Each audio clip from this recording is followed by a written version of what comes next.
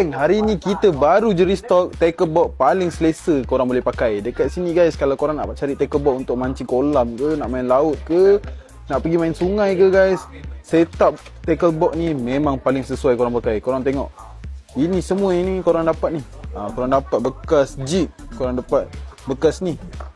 Lepas tu korang tengok tackle box ni, memang selesa guys. Kalau korang beli yang biasa-biasa, memang tak ada macam ni guys. Ini harganya murah, korang dapat macam-macam. Jadi guys, tackle box ni kita buka harga RM170 sahaja. Korang dapat ni. First kita akan tunjuk satu-satu. Kita akan start daripada kompartmen atas dulu. Korang tengok kompartmen atas. Atas ni tempat korang nak letak barang-barang kecil lah. Ini korang boleh cabut, korang boleh susun. Korang just letak macam ni je. Nampak tu. Ini kalau korang nak letak batu ke, pelampung ke, mata kail ke, apa-apa kili atas ni, barang-barang kecil korang boleh susun kat atas ni lah. Di kompartmen atas. So kita tengok kompartmen kedua pula guys. Kompartmen kedua kita ada ni. Ni tempat letak jig ke, gewang ke, mata kail, korang nak letak perambut ke, boleh. Ni korang boleh lekatkan sebab ni lembut ni guys. Ni lembut, korang tengok ni. Lepas korang mancing nak simpan lagi mata kail, korang boleh sangkut sini lah. Gewang ke, nampak tu, memang melekat. Bila korang tutup, memang dia tak kacau lah. Memang tak ada jatuh-jatuh. So ini bahagian atas ni memang sangat kukuh. Korang nak makan ke, nak letak mesin atas ni ke, semua boleh. Sebab bawah dia ada stand. So sini memang kukuh. Nak makan, nak minum atas ni boleh.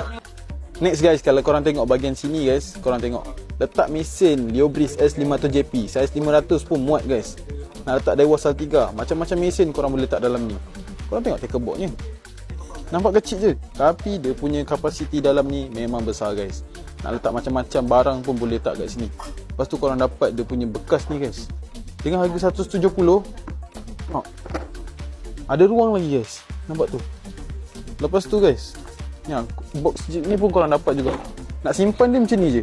Nak guna balik, korang sangkut je tepi. Sangkut dekat tepi macam ni. Lepas tu guys, ini special sikit kotak jig ni. Jig box ni, nampak tu, bawah tu ada lubang-lubang. Kalau korang nak cuci jig korang senang. Lepas tu nak simpan jig korang pun boleh juga. Dekat sini ada 48 tempat untuk letak jig. Kalau korang nak letak double-double macam ni pun boleh juga, tak ada masalah. Dan aku paling menyampah benda ni guys. Nampak ni. Ini nak mencandat ni kan, nak main sotong, korang tak tahu nak simpan mana. Kalau korang letak rata-rata, tak simpan-simpan tepi-tepi tu, kena box, kena mesin cala. Letak kena kain ke, kain korang melekat-lekat. Jadi tempat yang sesuai korang boleh letak kat sini. Nampak tu, simple je.